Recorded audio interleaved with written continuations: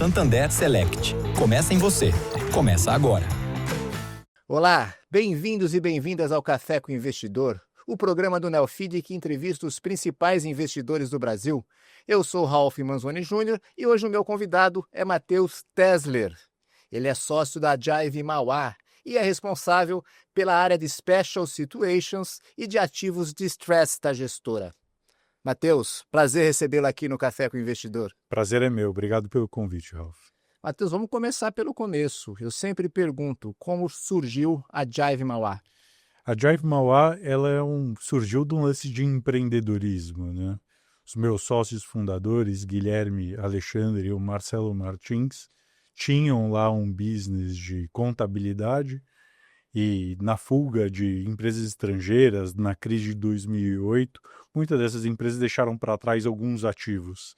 E que esses meus sócios começaram o negócio comprando ativos dessas empresas, reestruturando, e eles passaram a fazer isso com o próprio capital.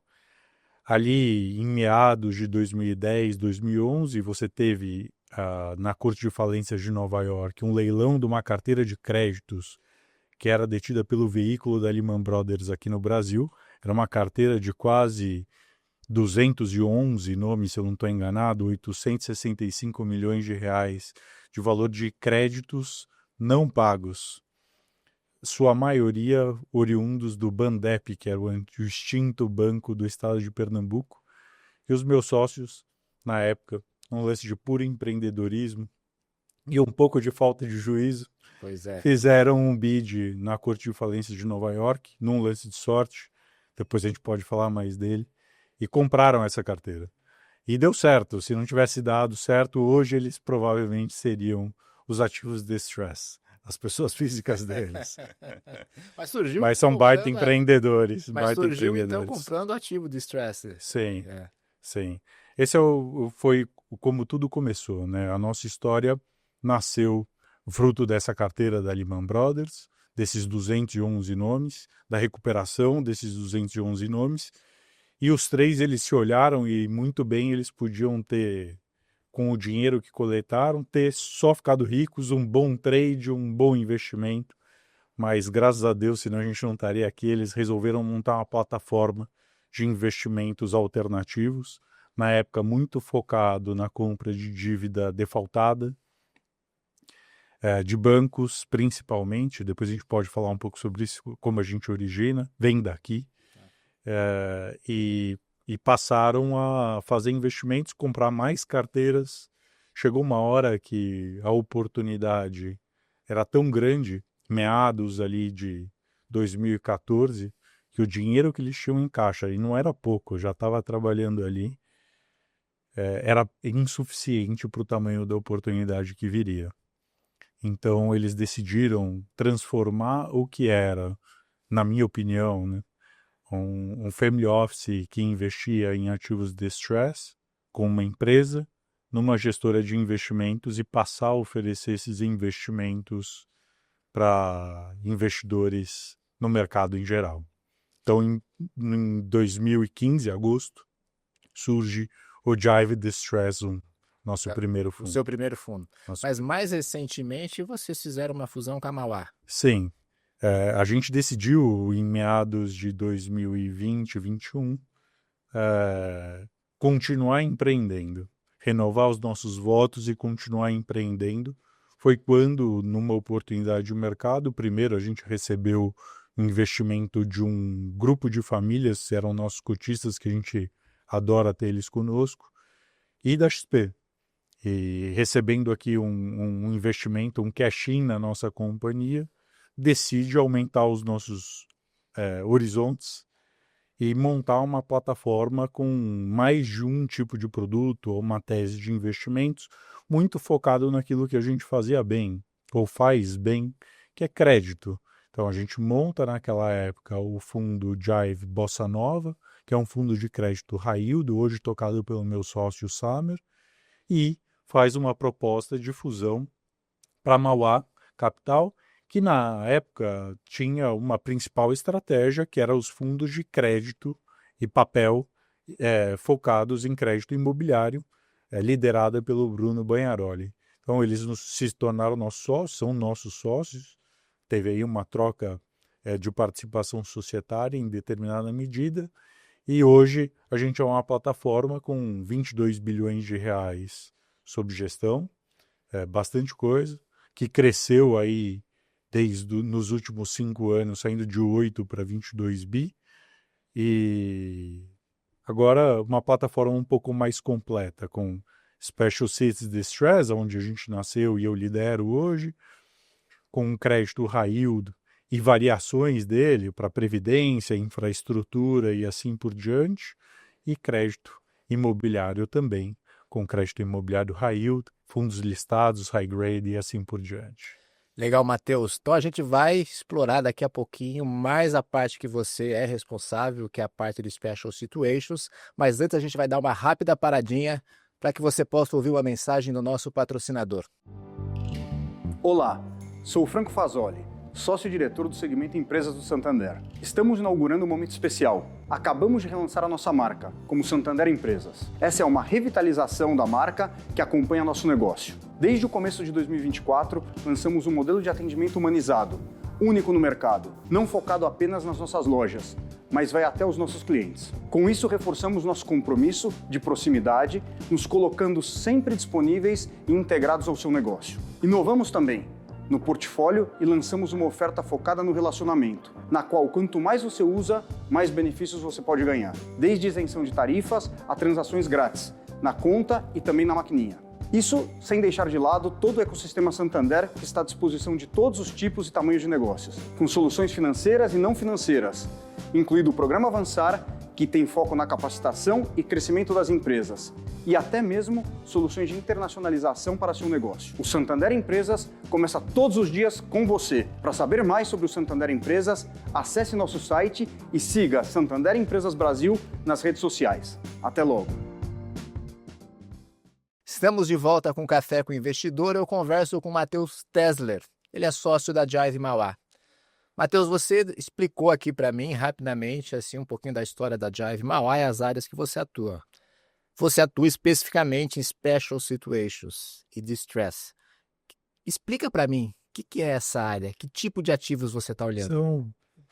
Claro, são duas áreas complementares na minha cabeça, né? O Distress é um conjunto de investimentos em situações onde o ativo ou uma pessoa passou por uma dificuldade e existe uma complexidade geralmente jurídica ou numa reestruturação de crédito. Aqui a gente está muito focado na compra de ativos de dívidas inadimplentes, de grandes corporações, médias corporações, direitos creditórios ou disputas judiciais, vamos dizer dessa forma, que podem envolver precatórios. Ultimamente a gente tem gostado muito de fazer investimento contra empresas privadas que têm um litígio comercial com alguém. A gente compra esse direito de alguém contra essa empresa que é solvente, grande, consegue pagar, etc., que é um pouco diferente da compra de dívida não paga de um devedor que às vezes tem situação de insolvência. Então isso aqui é o que a gente faz na parte de distress. A parte do que a gente chama de special situation, ou como a turma tem chamado ultimamente de soluções de capital, né? O nome mais bonito, Capital Solutions, né? O nome mais bonito que tem sido dado ultimamente. Já falaram que distress, special situation está completamente fora de moda, né? Você conseguir prover capital para uma empresa que está passando por uma situação momentânea de iliquidez ou precisa de capital para financiar um crescimento desproporcional, né?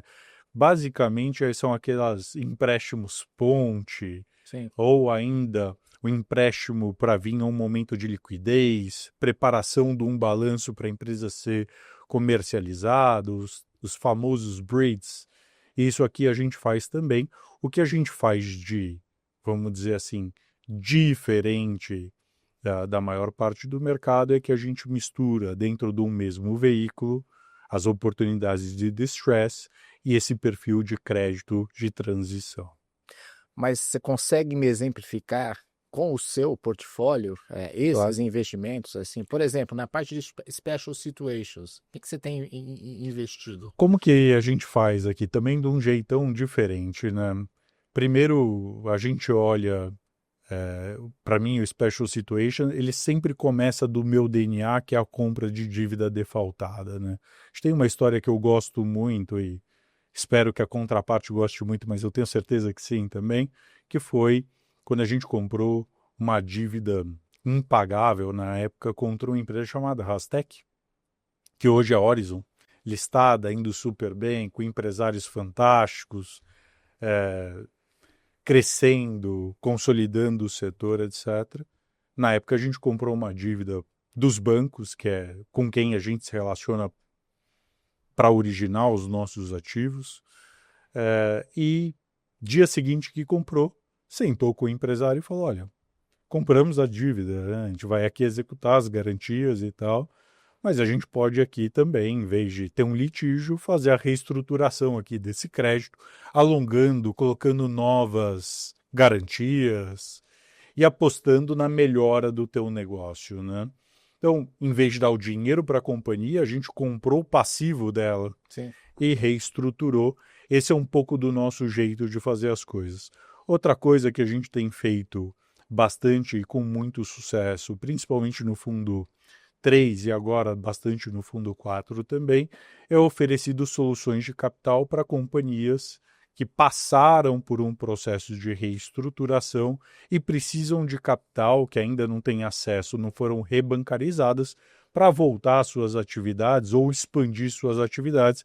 É o Deep Financing que a gente escuta falar, ou mesmo companhias fora aqui do sistema de reorganização empresarial judicial, né, RJ, etc., mas que flertaram com esse tipo de coisa. A gente tem oferecido provido crédito, né? E aí são os créditos de transição. É o crédito para rebancarização, ou é um projeto que no estágio dele não teria mais crédito, ou ainda, que tem aparecido muito por agora, projetos de infraestrutura, que uma vez o crédito tenha secado e tenha ficado mais restrito em função de alta ou aceleração da curva de juros, o mercado ele fica mais restritivo e às vezes o empreendedor precisa de 20, 10% do dinheiro para terminar uma obra e não tem. Quanto vale aquele ativo se ele não captar aquele recurso? Nada. O credor inicial também vai perder todo o dinheiro. A gente entra para entregar o dinheiro dessa última milha para concluir esses empreendimentos puramente como um capital de transição. Matheus, mas são ativos de alto risco, ou seja, uma inadimplência, um calote, ou você não receber, ou a empresa ir à falência, uma RJ, em muitos casos não é desprezível. Qual que é o cálculo que você faz e quais as garantias que você tem nessas operações? Eu acho que são duas vertentes, né? Eu estava falando hoje num almoço que eu tive que eu considero compra de dívida inadimplente o negócio mais seguro que existe, muito mais do que um crédito high grade. O pessoal deu risada, mas eu explico, né? Eu queria entender. Eu explico. O crédito defaultado, no final das contas, todo o risco que poderia acontecer, ele se materializou. O nosso trabalho é ter acesso a informações públicas que nos levem a uma tese de expropriação de uma garantia. Então, a gente compra e precifica o risco de recuperar aquilo que eu consigo enxergar. Muitas vezes, e com um método já amassado durante muito tempo, né, uma curva de aprendizado de 15 anos, a gente aprendeu a formatar a história do crédito, a história do default e a história do patrimônio do devedor. O cruzamento desses dois dados, ele acaba te mostrando o caminho para onde foi o dinheiro e você consegue fazer o tracking, né? Seguir o dinheiro, como dizem por aí, e aí, muitas dessas vezes, achar esse patrimônio. Eu costumo dizer que para o distress, e é por isso tem uma outra abordagem também no Special Situations, no distress, a gente vai atrás do dinheiro escondido. A gente nunca conta com o dinheiro que a companhia ou a pessoa física vai ganhar para o O futuro. que é o dinheiro escondido? É o dinheiro, o patrimônio que foi, uma vez que não ia se conseguir pagar uma dívida, um patrimônio que foi, entre aspas, aqui desviado em fraude a credores e coisas do gênero, né? Dentro do Brasil, fora do Brasil, hoje a Jive tem execuções ao redor do mundo. Então, Paraguai, Uruguai, os paraísos fiscais, Estados Unidos, etc. Todos os lugares onde o devedor pode levar o seu dinheiro, a gente já foi, Portugal, França, etc., recuperar esses ativos, né? Mas a maior parte dos nossos ativos distress, vamos dizer assim, principalmente a dívida inadimplida, a gente acaba resolvendo com um bom acordo. Aquele ativo que, em tese, a gente poderia tomar desse devedor, a gente usa ele como collateral, como garantia, numa operação de reestruturação. Então, é assim como a gente recupera. O Special Sits, então, qual é o risco aqui? O risco é precificar aquilo que você consegue enxergar, o tempo que você leva para expropriar aquele ativo, nunca uma possibilidade de acordo. Então a gente não conta com isso, mas acontece com uma certa frequência. Do outro lado, o Special Sits ou crédito não foge muito da cartilha. O que tem de especial aqui na nossa casa, na forma de estruturar, primeiro a gente não compra operações de terceiros, a gente estrutura e origina as nossas próprias operações. Segundo, uma vez que eu entendo o formato de execução de uma garantia, a gente estrutura crédito com uma razão, um formato completamente diferente, né? Então, estava negociando esses dias, né? E o camarada falou, pô, toma aqui uma alienação fiduciária da SPE, onde eu tenho o meu principal ativo. E a minha resposta foi, isso vale nada. Ele falou, como não vale nada? Isso vale muito, é o meu dinheiro. Foi, cara, é que se você pedir uma RJ, eu não vou conseguir tomar. E tem vários casos emblemáticos e grandes aí na imprensa, e são públicos, que a gente vê isso acontecer. O banco, por mais que tenha a garantia de uma F de ações e coisas do gênero, não consegue levar embora. E aí eu falo, é isso, mas eu também quero a conversibilidade. Eu quero ser dono de forma desproporcional a meu critério, então eu faço uma debênture conversível. Ah, você é investidor de equity? Não. É que num sistema de recuperação judicial, aquela garantia ela pode ser relativizada, mais difícil relativizar, não digo que não possa, mas mais difícil relativizar uma obrigação de fazer, que é aceitar a conversão de ações, e aí você leva a empresa embora, ou vai ser sócio, ou vai ser majoritário, e vai procurar liquidar o ativo, assim como se você expropriasse via uma alienação fiduciária de ações. Então, o que a gente acaba precificando? Estrutura, muito risco de contraparte, porque quem expropria a garantia, faz transações, etc., você acaba tendo uma experiência, às vezes, muito legais com empreendedores que estão ali tentando fazer dar certo, às vezes com um devedor contumaz que está ali exatamente para não pagar aquele crédito e bolou um plano mirabolante para conseguir fazer isso. E a nossa função é desfazer aquele plano e tomar os ativos. Então, a hora que você vai estruturar crédito, a gente olha muito o risco de contraparte, com quem a gente está fazendo o negócio, como ele se comportou, aquele devedor ou devedora se comportaram antes. Ele já defaultou crédito, ele deve o fisco, como trata os colaboradores, etc. No final do dia, você pode ter excelentes garantias, mas se o devedor quiser, ele vai lançar mão de tudo para não te pagar. Então, você precisa ter um olhar diferente na forma de estruturar o teu crédito, principalmente nas situações que a gente descreveu, capital de transição e assim por diante. Se é muito, se é pouco, o que você vai ganhar, importa muito o risco de contraparte que você está tomando. Ô, Matheus, você explicando para mim como é essa negociação, óbvio que tem que ser um bom negociador, mas precisa ter um conhecimento jurídico muito grande. Isso é um conhecimento que você tem ou você tem uma equipe gigante de advogados que te ajudam nessas negociações? Ninguém faz nada sozinho, né, Ralph? A gente tem uma equipe de advogados interna. Na Jive, eu acho que a gente tem, quando a gente fala a quantidade de pessoas que nós temos, geralmente O pessoal fala, nossa, quanta gente, né? E é verdade, é bastante gente, isso traz uma complexidade adicional, apesar da gente ser absolutamente apaixonado pelas nossas pessoas, também tem um rigor de análise e tudo, mas a gente é verticalizado. Então a gente tem uma equipe de advogados especialistas em insolvência e processo, etc., internamente, assim como um time muito bom de corporate finance, né? Que precisa, de um lado, conhecer o sistema jurídico para execução de garantias, mas a gente precisa saber o quanto as coisas valem. Então, a gente tem um time de real estate que precifica garantias imobiliárias, que é o usual, né? Eu brinco que imóvel não tem perna, então ele não anda, então você consegue ver e tomar, tem o sistema cartorial de registro, então você precisa ter um time dedicado para isso, assim como a gente tem advogados, como a gente investe em precatórios e causas de direito público, advogados especialistas também em direito público e litigar contra os entes federativos, né?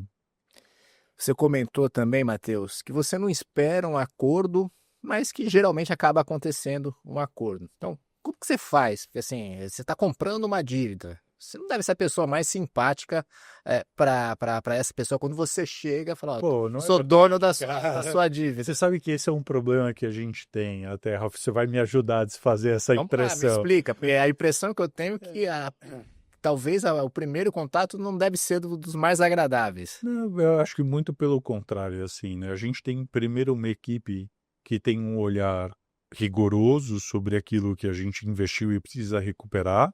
Tem as nossas precificações que precisam ser atendidas, e aqui é fundo de investimento, é tiro, né? Eu preciso recuperar o máximo de dinheiro no menor tempo possível e devolver para o meu investidor ficar feliz, porque tem muita gente que trabalhou a vida inteira para investir conosco, né?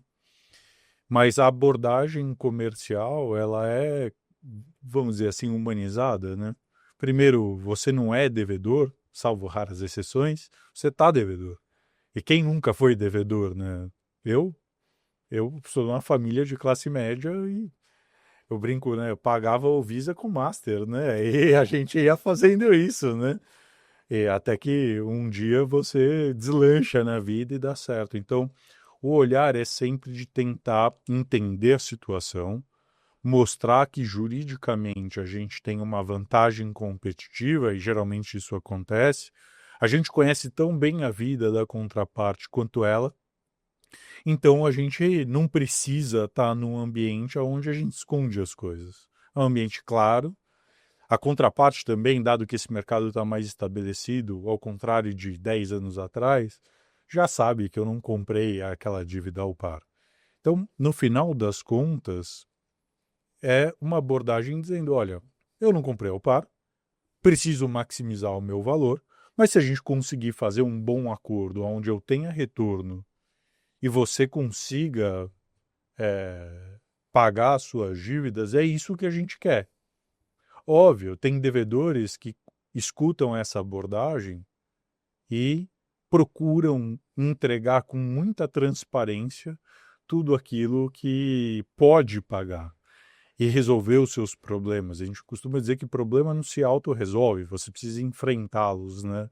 E a nossa vida é essa, de enfrentar problemas todo o santo dia. Nossos, porque quando o devedor não quer pagar, ou quando a União recorre, ou quando o ente federativo recorre, ou quando você tem um crédito que é defaultado, o problema é nosso, né?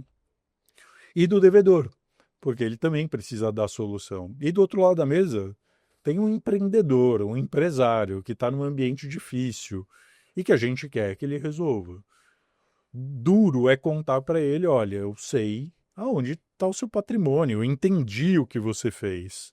Melhor a gente resolver do que isso se tornar público numa ação judicial e ter um sofrimento mútuo. Essa é a abordagem. Geralmente isso funciona muito bem. E o empresário, que a gente está ali fornecendo uma operação de crédito, dando a última milha de um projeto de infraestrutura, a gente se sente como um salva-vidas, né? Então é uma abordagem muito positiva. Óbvio, tem muito empresário que fala, nossa, você é aquele camarada do distress, O bad cop lá. bad cop, etc. E não é verdade, assim. A gente sabe, e por dever de ofício, sabe fazer isso, né? Litiga bem, é criativo juridicamente e assim por diante. Várias inovações jurídicas e insolvência nasceram dentro da Jive, que são praticadas pelo mercado. A história do Stalker Horse, que é trazer um ofertante prioritário num processo de leilão.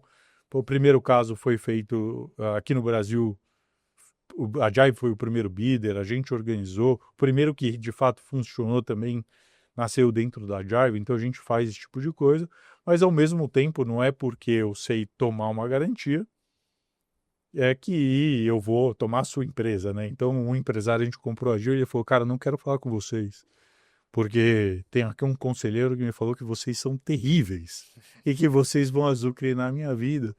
E a gente investiu mais tempo tentando desfazer essa imagem, que a gente podia sim ser colaborativo e trazer soluções de capital, do que resolvendo o problema. Então me ajuda, Ralf. Nem sempre a gente é mal. Mas me conta então 2 histórias, se for possível. Claro. Uma história com final feliz, ou seja, vocês já me falou um pouquinho da Horizon, deve ter outras histórias em que vocês entraram e conseguiram reverter a situação da empresa. E uma história nem tão feliz assim, que, assim, como é de alto risco, vocês devem ter tido empresas que não performaram do jeito que vocês imaginavam. A gente tem no setor sucroalcooleiro, não vou falar o nome do santo, mas mais de empresas que estavam em recuperação judicial. E a gente tem um jeito de fazer, principalmente quando cria uma posição direcional contra uma companhia, que a gente compra a maior parte dos créditos, às vezes mais do que 50%, com o objetivo único de ser o credor a ser resolvido e conseguir drivar os termos de um plano de recuperação judicial. Então, no setor sucroalcooleiro, a gente tem 2 grandes reestruturações, onde a gente teve essa abordagem, comprou a maior parte dos créditos e conseguiu oferecer uma aprovação de plano que fosse coesa para a gente, Jive, para o empresário que está vivo e reestruturado, que essa é a alegria, né?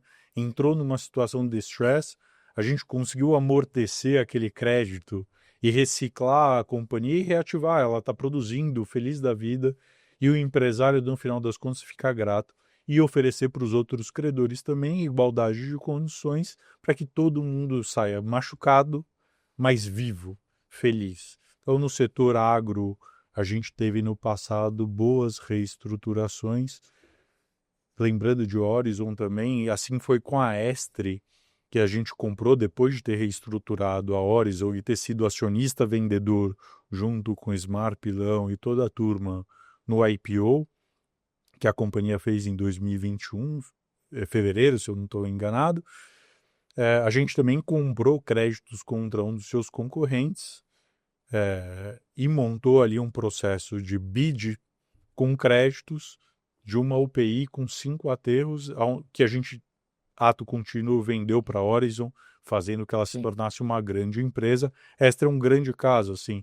Hoje a gente encontra o Wilson, Hamilton e toda a turma, eu acho que de forma mútua tem um sentimento de absoluto respeito. A empresa dele saiu absolutamente viva. Eles estão performando e conseguiram reativar suas atividades. Não sei exatamente os números da companhia, mas a empresa está viva. Todos os empregos foram preservados, né? Esses são fatores que, esse é o fundo abutre, como chamavam antigamente, etc. A gente realmente se importa que os empregos sejam preservados, que deem uma saída honrosa. Uma boa negociação, ela só acontece quando tem 2 vitoriosos ou mais, né? Não dá para ter um sentimento de perda ou alguém com uma vantagem adicional. Não é isso que a gente faz na Jive, não. Mas tem alguma história que não deu muito certo? Tem várias, assim. A gente geralmente compra portfólios, né? E juridicamente a gente já teve derrotas de casos onde na nossa cabeça era muito óbvio o direito constituído, em andamento ou numa companhia que a gente entendia que tinha sim recuperação e acaba que não acontece. E aí a gente vai lidar com isso, né? E às vezes você vai olhar, pesquisa, patrimônio escondido, etc., e não acha nada. Ou acha num lugar que você acha que pensa que achou, mas você não consegue tomar. Dependendo da jurisdição estrangeira, não tem como tirar dinheiro daquele país. Era o que era a Argentina há um tempo atrás. Você não conseguia tirar dinheiro dali. Então, esses casos acabam dando errado. Ah, você sabia que não dava para tirar? Não, na verdade, você apostou numa direção e que não aconteceu. O que é muito usual no nosso mercado, quando a gente fala de dívida defaltada ou crédito, etc., na hora de recuperar esse crédito, você se depara com um concurso de credores, né? O fisco, um trabalhista, ele vai lá e toma aquele ativo que você tinha mapeado mais rápido do que você e você fica sem capacidade de recuperação. Então, esse é um dos riscos quando você vai fazer um crédito performing, você precisa olhar, né? Sim. Que tipo de credor num processo de solvência eu vou ser? Um quirografário?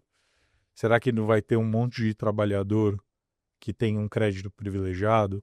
Será que esse empresário não vai parar de pagar o fisco e lá na frente a minha garantia vai ser relativizada?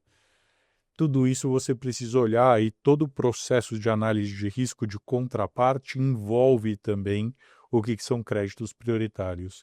Via de regra, esses credores prioritários eles não são tão velozes, mas acontece exceções honrosas, né? Aí você vê, pô, as procuradorias estão trabalhando bem, etc. Você fica até orgulhoso como cidadão.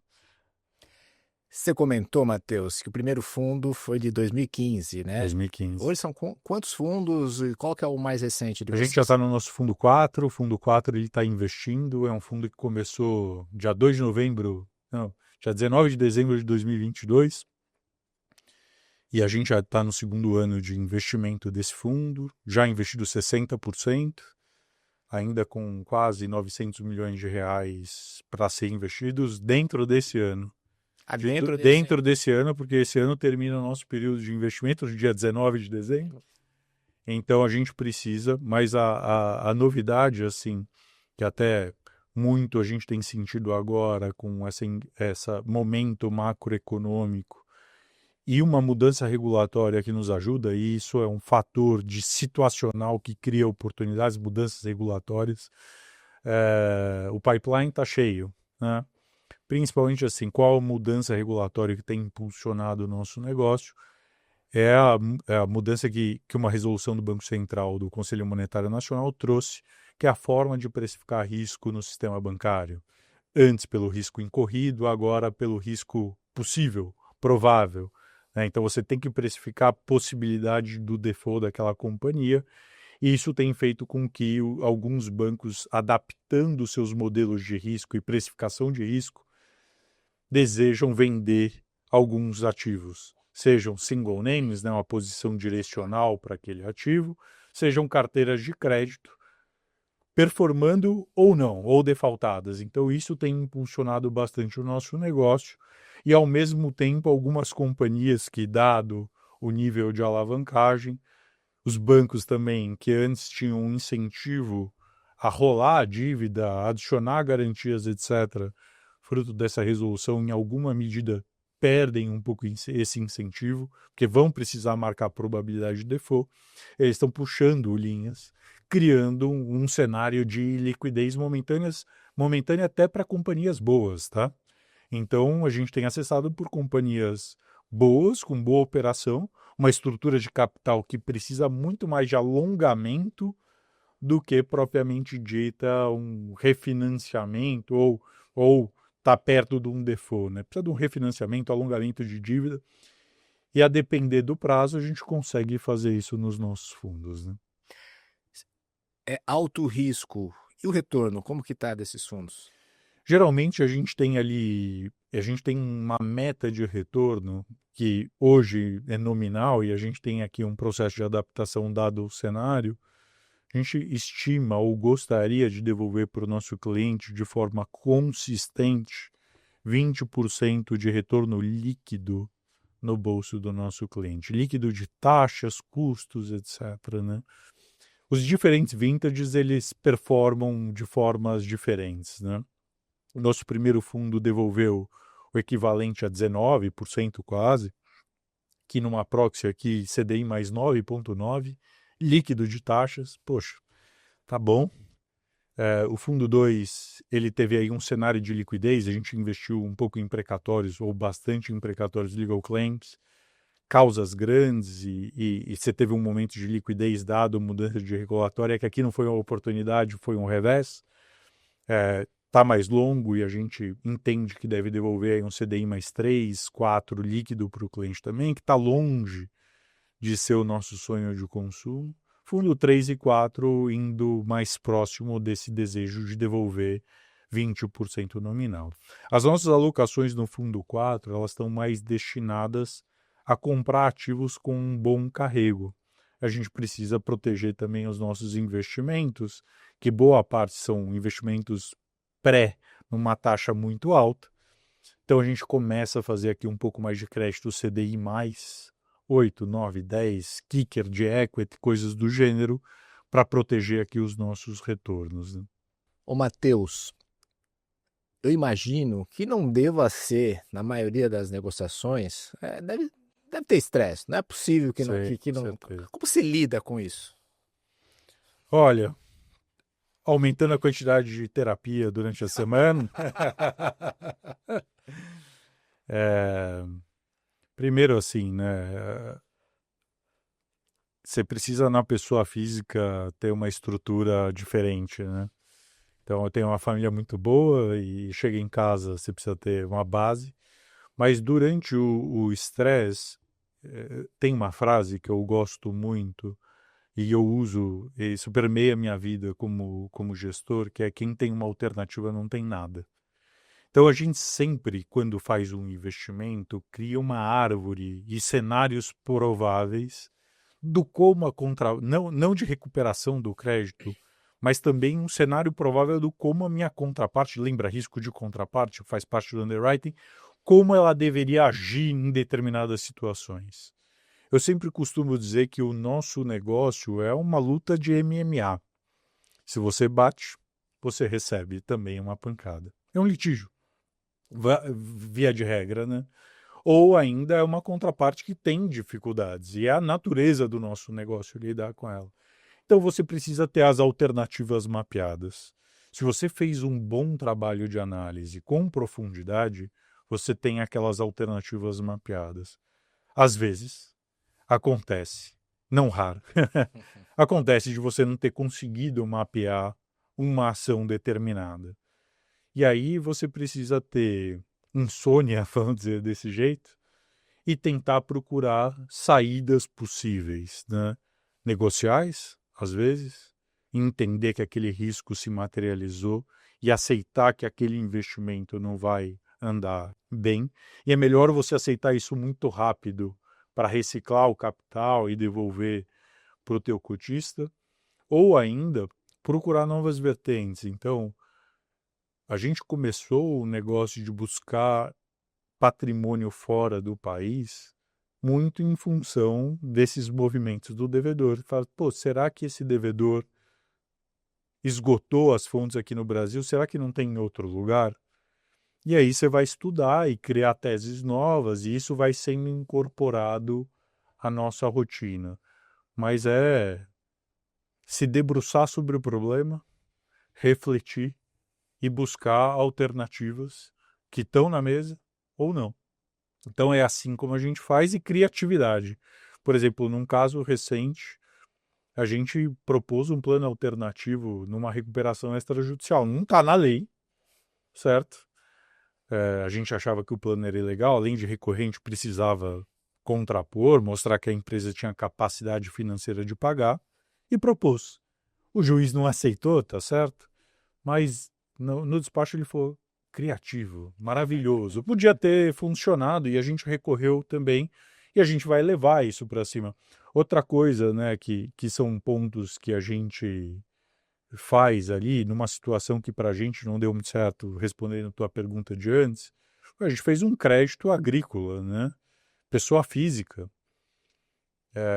Compramos todos os credores mas o camarada tinha um credores off-balance e não falou para a gente, né? Inclusive quebrou um covenant da nossa dívida, venceu. A nossa criatividade, a gente sabia que ele podia pedir recuperação judicial, e nessa de ficar pensando, rodando minimizado, como a gente diz, para resolver a situação, a gente fala, pô, vamos mandar um analista nosso, advogado, junto com o cartório, para ver se tem operação, se está plantado, né? Se o Estatuto da Terra vai proteger ou se ele vai pedir recuperação judicial. E a gente chegou no lugar com um drone, ata notarial, não estava plantado, o que significa que era uma empresa sem atividade. Empresa sem atividade, pedindo recuperação judicial, ou é falência, ou desiste do processo de recuperação judicial. Dito e feito, foi quase por instinto, Ralph. Depois de um tempo, veio o pedido de recuperação judicial em sigilo. E aí, na hora do despacho, etc., a gente já tinha protocolo, aquela ata notarial com certificado com fé pública, né? Dizendo que não tinha atividade. Então, ou era falência ou era desistência do pedido. E a gente conseguiu, então, passar por uma tentativa de solução desse crédito de uma forma mais justa para o nosso lado, vamos dizer dessa forma, e está indo por um bom caminho. Eu acho que aqui todos vão ficar felizes, inclusive os outros credores, né? E é simplesmente sentando, manter a calma. Pô, ia estar mentindo para você, eu não sou um cara calmo, não. Isso que eu ia te perguntar, você é calmo ou estressado? Eu sou um cara estressado. Não parece falando aqui. É que eu tenho a voz meio pastosa, assim, mas eu já fiz fono para tentar curar essa voz desse jeito, mas não, eu sou um cara estressado, mas muito comprometido com o resultado, e as pessoas que estão ali com a gente igualmente precisam ser comprometidas com o resultado. A gente vai ter problema, a gente vai passar por situações. Se você não estiver comprometido, se você dormir bem com isso, eu acho que a probabilidade de resolver o problema vai ser muito baixa. Pelo menos essa é a minha característica. Eu perco o sono, tenho feito um pouco mais de esporte para conseguir dormir, pelo menos quando eu deito na cama, dorme bem, produzir um pouco de endorfina para curar essas coisas, mas a vida é estressante mesmo. Você precisa. Problema principalmente nos nossos portfólios, numa mudança macroeconômica um pouco brusca, a gente vai ter problema. Se o banco, o mercado de capitais, com empresas muito mais saudáveis, devedores ou contrapartes que nunca passaram por problemas similares estão tendo problemas, imagina, gente, vai ter. Você precisa encarar o problema de frente, de forma imediata, pensando de forma criativa e resolvendo todos os problemas. Não tem outro jeito. Matheus, estamos chegando no final. No final, um bate-bola, perguntas e respostas rápidas. Vamos lá?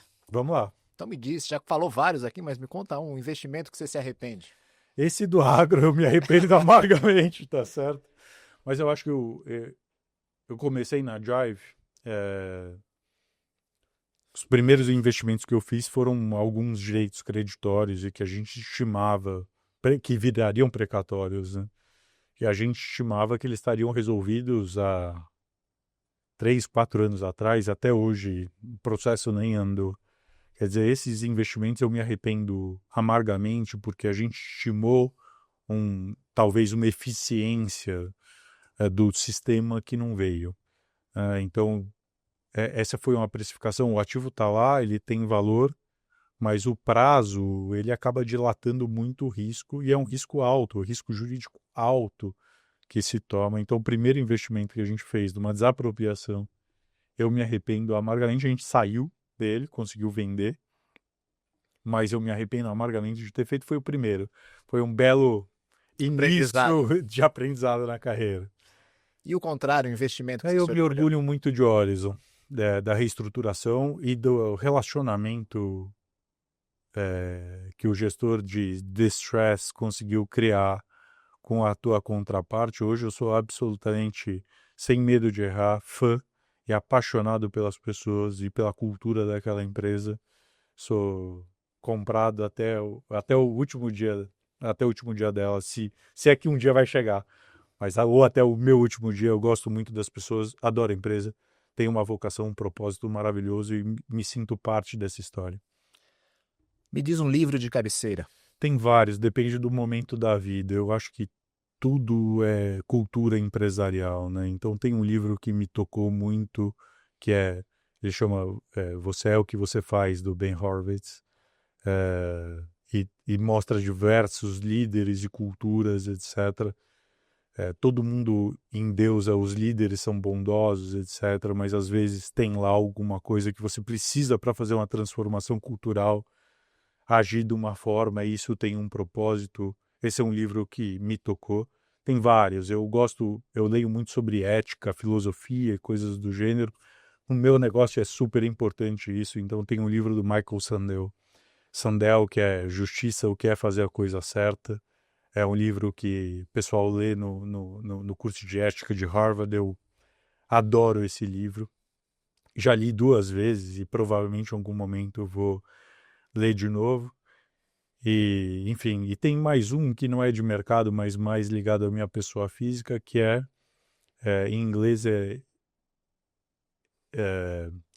And Don't Make Them Afraid, que é a história de 8 judeus, símbolos do sionismo, que não tiveram medo de ser repreendido ou de preconceito, etc., e conseguiram montar o Estado de Israel e uma nova civilização num lugar super empreendedor, baseado em ciência, empreendedorismo, etc. Então, esse é um que ultimamente tem me tocado bastante também.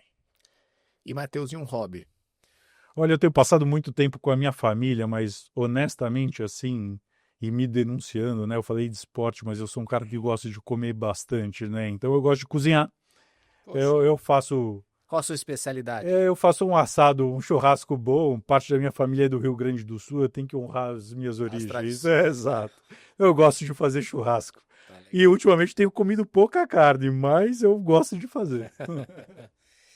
E, Matheus, por fim, todo mundo tem uma frase ou um mantra que leva para a vida. Qual é a sua? Eu falei ele aqui. Quem tem uma alternativa não tem nada. Então, para mim, a vida, a gestão, etc., é um jogo de opções que você precisa ter à mão e conhecer profundamente as situações pelas quais você está passando e ter alternativas e buscar alternativas. Então, quem tem uma alternativa, para mim, não tem nada. Se você depende direcionalmente de alguma coisa acontecer, provavelmente você está tomando muito risco ou um risco desproporcional. Matheus, muito obrigado aqui por participar do Café com o Investidor, de conhecer um pouquinho mais sobre essa área tão difícil. Obrigado pelo espaço. Este foi o Café com o Investidor. Eu conversei com Matheus Tessler. Ele é sócio da Jive Mauá. Você pode assistir esse programa nas páginas do Neofeed, neofeed.com.br, ou na nossa página no YouTube. Agora, se você prefere ouvir, escolhe o seu tocador preferido de podcasts, curte ali o programa e a gente se encontra no próximo episódio.